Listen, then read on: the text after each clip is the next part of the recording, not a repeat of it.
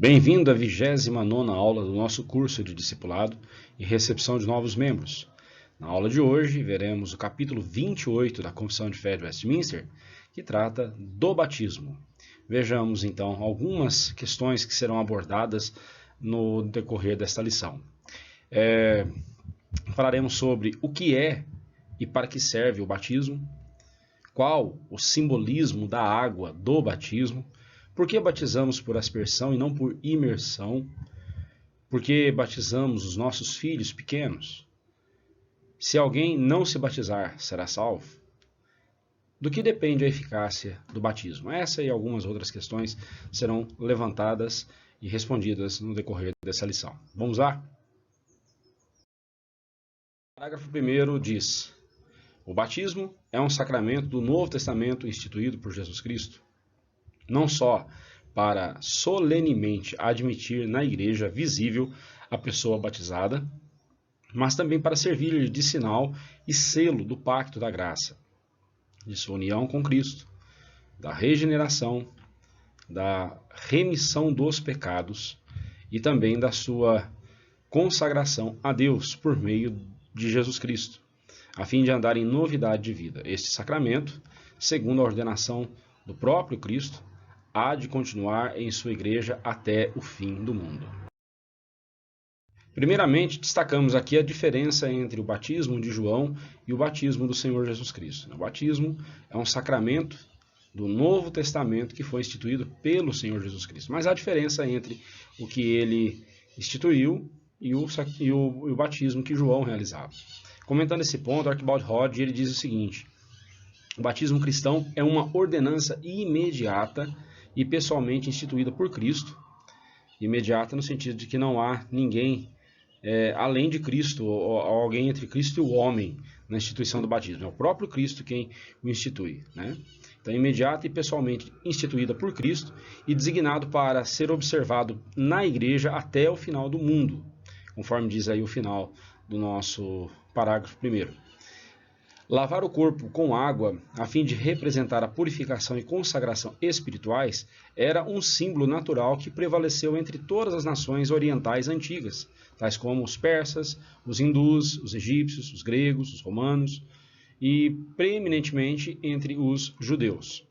O apóstolo, o escritor aos Hebreus, quando ele descreve sucintamente o antigo cerimonial como que constituindo de comidas e bebidas e de diversos batismos, né, ele se referia a esses batismos praticados por outras nações, outras etnias, né, outros povos. João, o precursor de Jesus, veio também batizando, mas o batismo dele não era o batismo de Cristo. Por quê?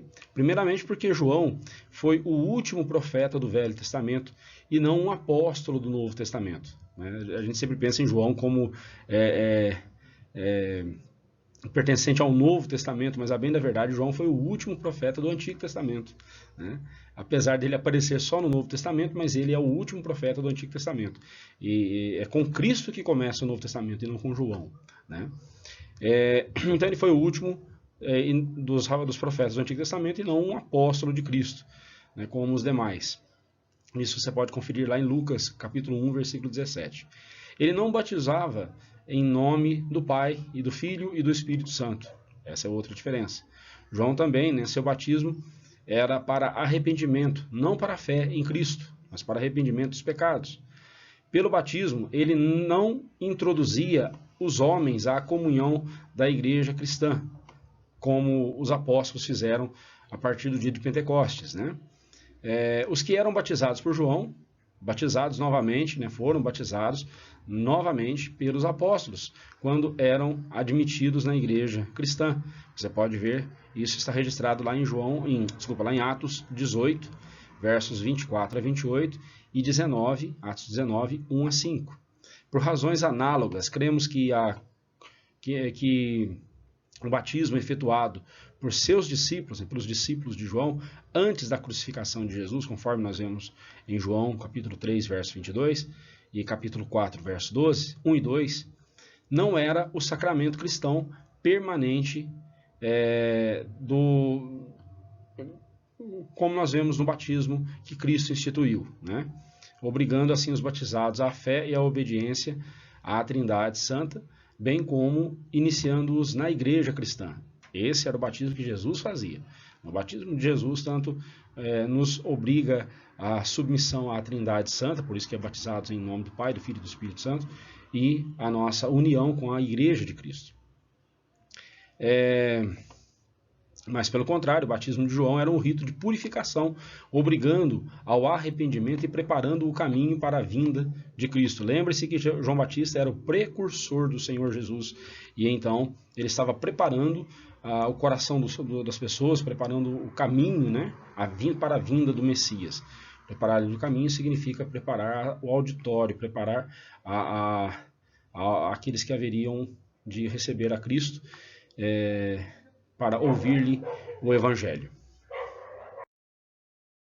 Continuando o parágrafo 1º, nós vemos agora as razões para praticarmos o batismo. O batismo de Cristo traz as seguintes razões, os seguintes motivos pelos quais nós devemos praticá-lo. Cristo ordena-nos a prática do batismo para, primeiramente, a admissão à igreja de Cristo, em segundo lugar, servir de sinal do pacto da graça. Todos os pactos de Deus que ele estabeleceu com seus filhos no Antigo Testamento, eles sempre tiveram selos, sinais que simbolizavam, que apontavam para aqueles pactos, né? Eram como memoriais. Um memorial tem como propósito sempre trazer à nossa memória, né, um evento importante acontecido em nossa vida, fazer-nos lembrar de algo importante. Então, todas as vezes que nós participamos do batismo de outros irmãos na igreja, nós somos relembrados, inclusive, dos votos que fizemos no dia do nosso batismo, né? Nos votos que fizemos no dia da nossa profissão de fé, da nossa pública profissão de fé. A união com Cristo também é outro motivo, né? E essa união com Cristo, ela engloba a regeneração, ou seja, a nova vida, a remissão dos pecados. Esse evento importante que nos aconteceu, aos quais o batismo aponta, para os quais o batismo aponta, eles são as marcas da verdadeira conversão, de que alguém é realmente salvo em Cristo Jesus. Todas as vezes que participarmos de batismos de outros irmãos, somos relembrados de todas essas bênçãos que recebemos em Cristo. Isso certamente intensifica a nossa consagração a Deus por meio do sacrifício de Jesus Cristo, fazendo-nos andar sempre em novidade de vida, conforme é dito aí no parágrafo 1º. Encerrando o parágrafo 1º, nós temos então aí a validade do batismo. Este sacramento, essa ordenança do batismo acompanhará a Igreja de Cristo até a consumação dos séculos, porque Cristo assim o instituiu. E isso já seria motivo suficiente para praticarmos o batismo até o fim, né? É uma ordem de Cristo. Portanto, deixar de cumprir o batismo, deixar de praticá-lo, é desobediência explícita à ordenança de Cristo. É claro que se um convertido não tiver tempo de se batizar e não tiver quem o batize, ele será salvo, porque o que salva não é o batismo, mas sim a graça de Deus. Veja o caso daquele malfeitor, um daqueles malfeitores que foram crucificados com Cristo, né? Um deles permaneceu zombando de Cristo e no seu pecado. O outro, arrependido, pediu a Cristo que se lembrasse dele quando viesse no seu reino. E Cristo então responde: hoje mesmo estarás comigo no paraíso. Ele não desceu para batizá-lo, ele morreu sem ter sido batizado e foi salvo. Certamente nós o encontraremos na glória. Então é importante lembrar que batismo não salva, batismo é para quem é salvo. O parágrafo 2º, ele afirma que o elemento exterior usado no batismo, né, nesse sacramento, é água, com a qual a pessoa batizada é batizada em nome do Pai, do Filho e do Espírito Santo por um ministro do Evangelho legalmente ordenado. Então, no parágrafo 2º, nós temos essa afirmação. Quanto à autoridade aí do ministro, eu convido você a voltar no capítulo 27, parágrafo 4 da Confissão de Fé. Lá nós temos mais detalhado essa questão. Aqui eu só quero ressaltar que essa ordem de que seja efetivado por um ministro do Evangelho, isso não se dá porque haja alguma sucessão apostólica, alguma sucessão de autoridade, como pensam, por exemplo, a Igreja Católica Romana e outras seitas em relação aos seus líderes, né? Não tem nada a ver com isso. E nem também que haja no pastor um poder especial, mas tão somente que, pelo fato da Igreja se tratar também de uma organização sujeita às leis desse mundo, toda a direção da mesma é de responsabilidade de seus oficiais. A IPB chama de atos pastorais, entre outras coisas, a administração do batismo e da Santa Ceia, somente por uma questão de ordem. Então, quando se põe essa determinação de que seja somente um ministro, o pastor, quem pode administrar os sacramentos, é por uma questão de manter a ordem mesmo, né, para que a coisa não se torne uma bagunça generalizada, né? E mostrando assim respeito para com o que Cristo determinou, a ordenança de Cristo, que é algo muito sério, né? O batismo simboliza o lavar regenerador do Espírito Santo, e para esse símbolo usa-se a água pura. A quantidade de água aqui pouco importa, né? Não é essencial aqui para que haja o batismo. E por isso mesmo nós presbiterianos preferimos o batismo por aspersão, que simboliza a descida do Espírito Santo prometida no Antigo Testamento e é concretizada no Novo Testamento. Ainda sobre o simbolismo, destaca-se aqui o fato de que o batismo é muito mais do que um rito de entrada no hall de membros de uma igreja local, mas principalmente, e acima de tudo, é o sinal da nossa união com Cristo, como já foi dito no parágrafo 1º. Então, lembre-se disso. Se alguém lhe criticar, a sua igreja não batiza corretamente. Eu vou voltar nesse assunto daqui a pouco, quando eu falar sobre a diferença de batismo, ok? Mas lembre-se, o batismo por aspersão, quando a água é derramada sobre a cabeça do batizando, né, ali simboliza-se a descida do Espírito Santo. Assim como o Espírito Santo desceu sobre aquele coração, sobre aquela vida, como aconteceu lá em Atos 2, assim como ele desceu, então essa água descendo sobre a cabeça da pessoa simboliza que o Espírito Santo também desceu sobre essa pessoa. É um simbolismo da nova vida em Cristo Jesus, né? Por isso, assim, batizamos por aspersão. Além do que, todas as passagens no Antigo Testamento prometendo o Espírito Santo, Deus prometendo o Espírito Santo, todas elas referiam-se ao Espírito Santo descendo, caindo, né, vindo do alto para eles. Então, assim, a água caindo sobre a cabeça da pessoa tem esse simbolismo. E simboliza-se, então, a nova vida.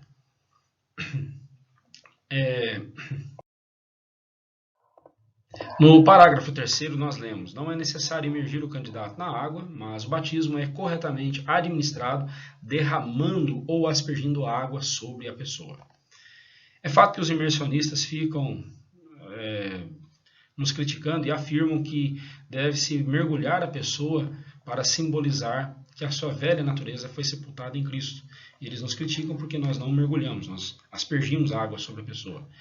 Bem, de onde eles tiram essa ideia de onde eles tiram a base para o batismo por imersão? Lá em Romanos 6 fala-se de sepultar o velho homem e de se ressuscitar o novo homem em Cristo. Então, na prática do batismo, e eles falam que é pelo batismo, então eles entendem da seguinte forma: quando você deita a pessoa na água, simboliza-se que ela morreu para o mundo, morreu para o pecado. E quando ela é levantada da água, simboliza que ela foi levantada em Cristo Jesus, ressuscitada com uma nova vida.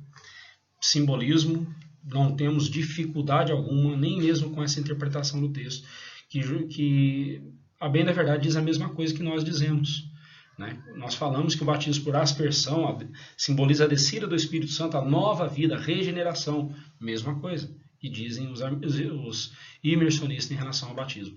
Por esta razão, nós não temos dificuldade alguma em receber por transferência irmãos que vêm de outras igrejas que praticam batismo por imersão, igrejas evangélicas, né? Seitas heréticas que praticam batismo por imersão, como por exemplo Adventista, Universal do Reino de Deus, Mundial do Poder de Deus, Internacional da Graça de Deus e outras seitas heréticas, nós não admitimos por transferência essas pessoas, elas serão batizadas. Não existe rebatismo, existe batismo. O certo e o falso, o correto e o errado, o verdadeiro e o falso. Então, se a pessoa recebeu o falso batismo, ela receberá agora o verdadeiro batismo. Voltarei nesse assunto mais no final dessa lição. Segundo o nosso ponto de vista, é indispensável.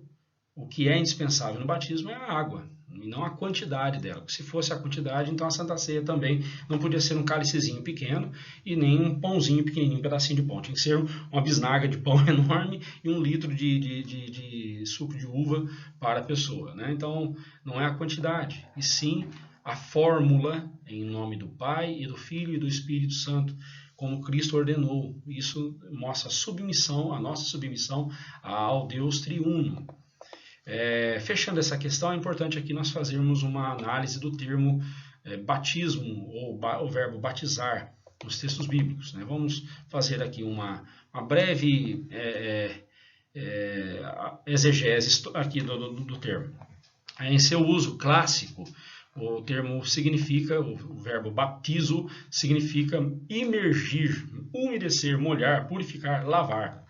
Veja que o significado tanto corrobora para imersão quanto para aspersão. Na Septuaginta, que é a versão grega do Antigo Testamento, os verbos bapto e baptizo ocorrem 5 vezes. No livro de Daniel, capítulo 4, verso 33, disse que Nabucodonosor foi molhado, e o verbo lá é batizado, com o orvalho do céu, né?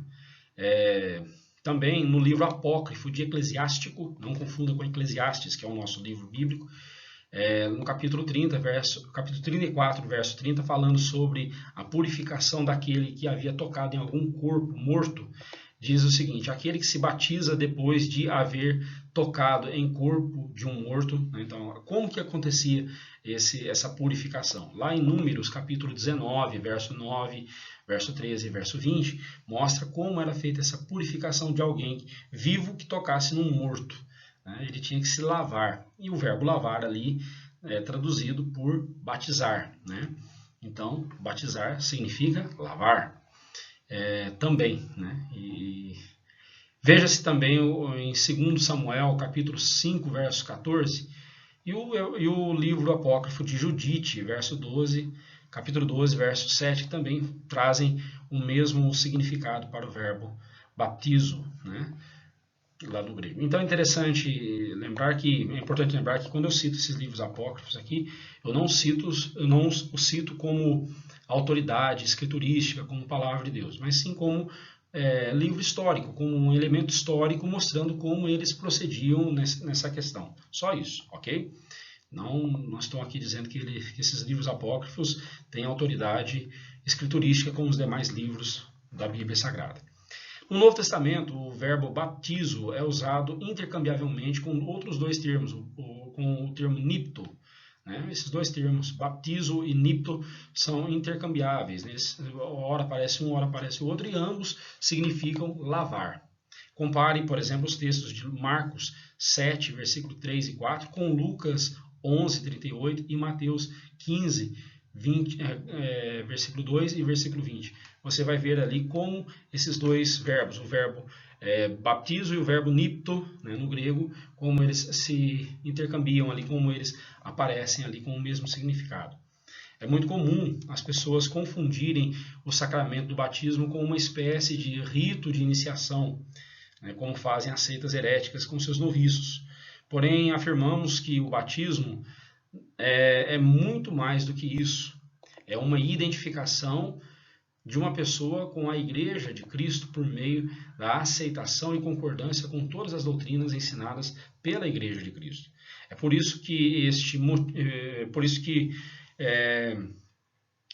os que advêm, né, das seitas heréticas, como o catolicismo, o espiritismo, Universal do Reino de Deus, Internacional da Graça de Deus e outras filosofias orientais, Adventista do Sétimo Dia, Testemunha de Jeová, e a lista é enorme. essas pessoas são batizadas em nossa igreja, pois não há concordância com essas seitas. Então, por exemplo, o irmão que vem de uma igreja Assembleia de Deus, com todas as diferenças que nós temos com a Assembleia de Deus, mas nós os consideramos irmãos em Cristo. Os batistas, nós os consideramos irmãos em Cristo, e por isso mesmo nós os recebemos e não os rebatizamos. Não existe isso. O que existe, como eu disse, é o falso e o verdadeiro batismo. Quem era membro de uma seita recebeu um falso batismo, agora recebe o verdadeiro batismo. Ok? Quem veio de uma igreja evangélica e por algum motivo se adequou à igreja presbiteriana, gostou da nossa igreja e quer se tornar um presbiteriano, ele não será rebatizado. Ele será recebido, mesmo que ele recebeu o batismo por imersão e não por aspersão. Certa feita, uma pessoa que veio para a nossa igreja, ela queria ser batizada e ela veio de uma igreja batista. Ela disse, pastor, mas eu quero ser batizado por aspersão. E eu falei assim para essa pessoa, olha, não é conveniente. Não é conveniente porque você recebeu o verdadeiro batismo. E nós batizamos uma vez só. Voltarei nesse assunto daqui a pouco, no final da nossa lição. No parágrafo 4, nós lemos o seguinte. Não só os que de fato professam a sua fé em Cristo e obediência a Ele, mas também os filhos de pais crentes, ainda que só um deles o seja, devem ser batizados. Então, este parágrafo, ele trata, primeiramente, do batismo em relação aos adultos. Estes devem ser convertidos a Cristo para receberem o batismo. Então, se tratar de um adulto, tem que haver conversão. Não faz sentido você batizar quem não crê em Cristo Jesus. O batismo não deve ser ministrado no caso daqueles que não fazem parte da igreja visível e, portanto, estranhos ao pacto da promessa. Somente quando demonstrarem verdadeira conversão a Cristo é que deverão ser batizados. Porém, os oficiais da igreja não têm como saber, não tem qualquer autoridade até mesmo para impedir alguém de ser batizado, a menos que a pessoa demonstre claramente que ela não é convertida. Mas se for um irmão chegar ali fingidamente, hipocritamente e nos enganar, nós não podemos fazer nada, não temos como saber se a pessoa está sendo verdadeira ou falsa. Só o tempo dirá, só a vivência dela ali na igreja, com o passar do tempo, que nós veremos se a pessoa é realmente convertida ou não. E é por esse motivo que muitas vezes muitos membros na igreja escandalizam, dão escândalo, ofendem a honra de Cristo, muitas vezes se apostatam da fé. Por quê? Porque no dia que foram batizados, que fizeram a sua profissão de fé, fizeram de forma hipócrita e fingida. Mas nós não temos como saber. Podemos até desconfiar, mas não podemos emitir nenhum juízo de valor, nenhum juízo sobre isso. Por quê? Porque conhecer os corações das pessoas não é nosso papel. A menos que elas nos digam o que de fato estão pensando, aí sim nós podemos fazer algum juízo. Mas do contrário, não temos como. Se a pessoa mentir para nós, obviamente ela está mentindo para Deus, e é com Deus que ela vai acertar. Mas em se tratando de alguém que é sincero, convertido, essa pessoa tem que ser batizada. Na segunda parte do parágrafo 4, nós lemos o batismo em relação às crianças, mas também os filhos dos crentes, ainda que só um deles, devem ser batizados. Comentando sobre isso, Roger ele faz a seguinte afirmação: ao constituir a natureza humana e ordenar a propagação de filhos através de pais, Deus, em todos os aspectos, fez a condição de filho, enquanto criancinha, depender da condição do pai. O pecado do pai afasta a criança de Deus, portanto, a fé do pai a aproxima de Deus. Em cada pacto que Deus fez com a raça humana, como, por exemplo, o pacto com Adão, o pacto com Noé, o pacto com Abraão, Moisés, a criança sempre estava incluída, sempre foi incluída com os seus pais. Já no Novo Testamento, na Nova Aliança, nós vemos ali no Sermão de Pedro, em Atos, capítulo 2, versos 38 e 39, ele afirmando que a promessa, o pacto, o Espírito Santo, era para vós outros e para os vossos filhos e para todos quantos ainda estão longe, isto é, aqueles a quem o Senhor nosso Deus chamar. A palavra filhos ali no versículo 39 significa, no grego, é teknon, que significa criancinhas, bebezinhos de colo. Veja bem que o Espírito Santo ele é prometido a bebezinhos também, não só aos adultos, mas também aos bebezinhos. E se você acha que isso é impossível, é só lembrar de João Batista. João Batista ele foi cheio do Espírito Santo já no ventre materno. Não há qualquer impedimento para o Espírito Santo encher o coração de uma criança com a sua pessoa, assim como para ele também não é nem um pouco impossível, nada é difícil ou impossível para ele em relação ao adulto, a encher o coração de um adulto com a sua presença santa. Por serem a antiga e a nova aliança uma só, nós somos aliancistas, entendemos assim, que o Antigo e o Novo Testamento são uma peça só, são uma só aliança com duas administrações diferentes, administradas de duas formas. Assim, a igreja, não só a igreja no Antigo Testamento, é a mesma do Antigo e no Novo, a igreja é a mesma no Antigo e no Novo Testamento, como também o sinal e o pacto de ambas é um só, né? Ainda que de formas diferentes. No Antigo Testamento era a circuncisão, no Novo Testamento era o batismo. A circuncisão no Antigo Testamento era ministrada apenas ao homem e ao menino até o 8º dia de vida, por motivos óbvios, é claro. A mulher não recebia o selo, ela só fazia parte da aliança porque ela era agregada, casada ou filha de um judeu. Quando no Novo Testamento o batismo também é ministrado à mulher, nós vemos que aquela que estava de fora agora foi incluída no selo, foi incluída no sacramento, no batismo.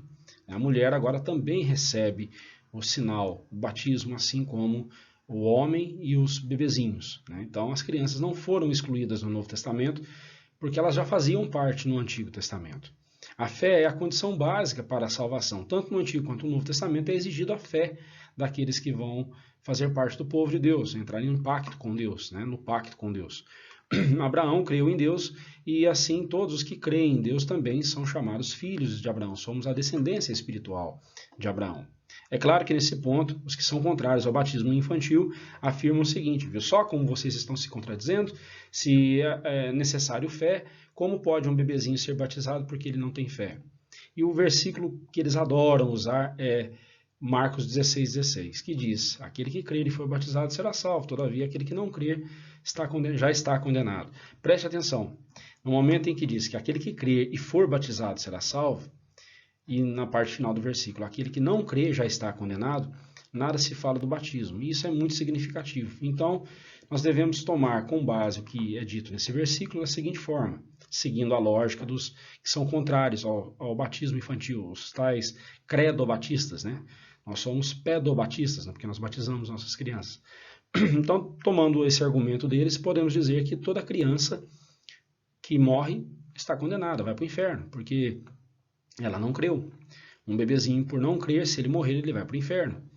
Que pai crente diria isso de seu filho? Ou que crente diria isso do filho, do bebezinho de outro casal crente? Ora, isso é um grave erro. As crianças fazem parte da aliança.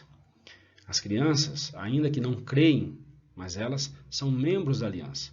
Se for permitido a elas, se for servido a Deus, permitir que elas cresçam e cheguem à idade em que elas vão assumir a sua própria responsabilidade diante da aliança com Deus, então elas deverão assumir essa responsabilidade e permanecer na aliança com Deus. Se porventura ela tomar um caminho torto e disser, não, eu não quero saber nada disso, e apostatar-se da fé, ela revelará que ela está quebrando a aliança com Deus. Isso é muito sério. Deus nos livre e livre os nossos filhos de tamanha impiedade.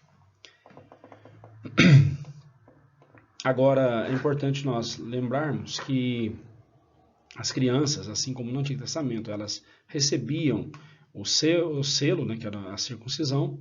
Agora, no Novo Testamento, visto que a igreja é a mesma do Antigo Testamento, visto que as condições de membresia eram as mesmas de outrora, como são agora, é necessário receber o selo para fazer parte do pacto, do povo de Deus, visto que a circuncisão significava e obrigava precisamente a mesma coisa que o batismo, visto que o batismo assumiu precisamente o lugar da circuncisão, então a conclusão lógica é, batizemos os nossos filhos. A única razão, o único motivo para não batizarmos os nossos filhos seria se Cristo houvesse dito explicitamente, não batizem os vossos filhos, somente os adultos deverão ser batizados, somente os adultos fazem parte da aliança, as crianças devem esperar para serem batizadas. Se tivéssemos uma ordem de Cristo para isso, então nós não batizaríamos. Mas como não há nenhuma ordem de Cristo no Novo Testamento, e isso nos faz entender que o que era feito no Antigo Testamento continua valendo no Novo Testamento, então continuemos incluindo os nossos pequenos na aliança, agora por meio do batismo, não por meio da circuncisão, é claro. No parágrafo 5º, 6º e 7º, os três devem ser vistos juntos, mas nós vamos avaliar aqui então o que cada um diz. No parágrafo 5º nós lemos que, posto que seja grande pecado menosprezar ou negligenciar essa ordenança, contudo a graça e a salvação não se acham tão inseparavelmente ligadas com ela, que sem ela uma pessoa não possa ser regenerada e salva, ou que todos sejam indubitavelmente regenerados. O que está dizendo aqui é que o batismo não salva, a salvação do homem depende somente da graça de Deus, Contudo, não podemos menosprezar o batismo ou tratá-lo de qualquer jeito. Não podemos, em hipótese alguma, nos descuidar de administrar o batismo, tanto às nossas crianças quanto aos novos convertidos. Também destacamos que, mesmo sendo algo tão importante, e não devemos, como crentes, negligenciá-lo, o batismo não salva o pecador. Antes, ele é para quem é salvo em Cristo. E porque o que salva o pecador é a graça de Deus, é a misericórdia de Deus. E é nisso que está a eficácia do batismo. Vejamos, então, o parágrafo 5º, que ele diz. No parágrafo 6º, nós vemos que a eficácia do batismo não se limita ao momento em que é ele administrado, contudo, pelo devido uso dessa ordenança, a graça prometida é não somente oferecida, mas realmente manifestada e conferida pelo Espírito Santo àqueles a quem ela pertence, adultos ou crianças, segundo o conselho da própria vontade de Deus em seu tempo determinado. O que isso quer dizer? A eficácia do batismo não se deve a qualquer poder da água ou do momento e nem mesmo do ministro, pois isso se configura em esoterismo e está completamente fora do que a palavra de Deus nos ensina. O batismo não salva. A água do batismo não tem poderes miraculosos. Contudo, toda vez que este sacramento é observado pelos membros da igreja, a fé é fortalecida, Cristo é honrado porque é obedecido na sua ordenança, e a igreja testemunha da poderosa graça de Deus que foi derramada no coração de cada membro e daquele que está sendo batizado. É nisso que repousa a eficácia do batismo. E por fim, o parágrafo 7º, ele vai dizer que o sacramento do batismo deve ser administrado uma só vez a uma mesma pessoa. Não existe rebatismo. O que existe é batismo verdadeiro ou batismo falso. Não existe rebatismo, nem mesmo um segundo batismo é necessário, tanto a pessoa que foi batizada na sua infância, numa verdadeira igreja evangélica, e nem mesmo alguém que tenha vindo de uma igreja evangélica em que se pratica o batismo por imersão. Lamentavelmente, não se vê a mesma postura por parte de igrejas imersionistas, pois quando um presbiteriano se transfere para uma dessas igrejas, ele é batizado novamente, pois essas igrejas não consideram o batismo por aspersão como bíblico.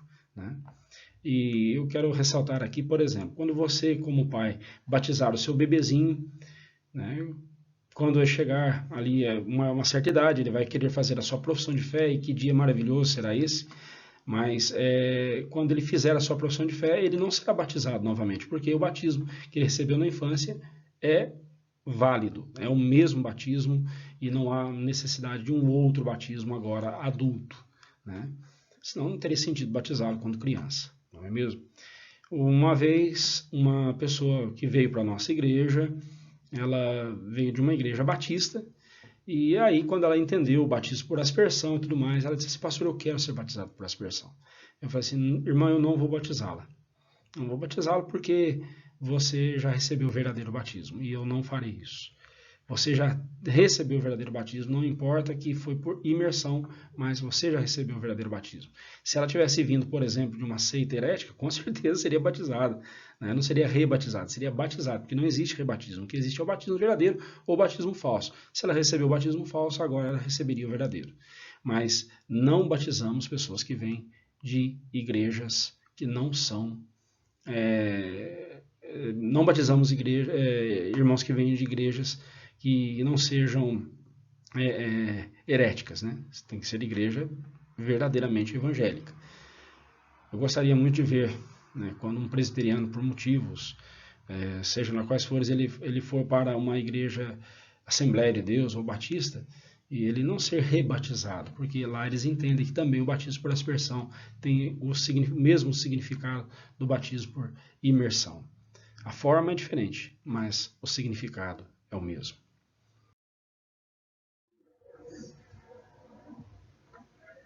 Então, chegamos ao final da nossa aula, da nossa lição de número 28. Só recordando que o batismo é para os membros da aliança, quer sejam adultos, crentes ou crianças que estão sob a responsabilidade dos pais. Também não podemos nos descuidar do batismo, especialmente o de nossas crianças, por ser ele uma ordem do nosso Senhor Jesus Cristo. E, por fim, o batismo não salva, mas todo salvo cumprirá a ordenança do batismo, a menos que esteja numa situação extrema, como a do malfeitor na cruz, que, como nós vimos, né, não foi batizado, mas foi salvo. Bem, e as perguntas do nosso Catecismo Maior, para você memorizar as respostas, você já tem na apostila, são a 152, que merece da parte de Deus cada pecado. 153, que exige Deus de nós para que possamos escapar à sua ira e maldição em que incorremos pela transgressão da lei. 154, quais são os meios exteriores pelos quais Cristo nos comunica os benefícios da sua mediação. Memorize, você vai crescer muito no seu conhecimento da pessoa de Jesus. Deus abençoe sua vida e até a nossa próxima lição, se assim Deus nos permitir.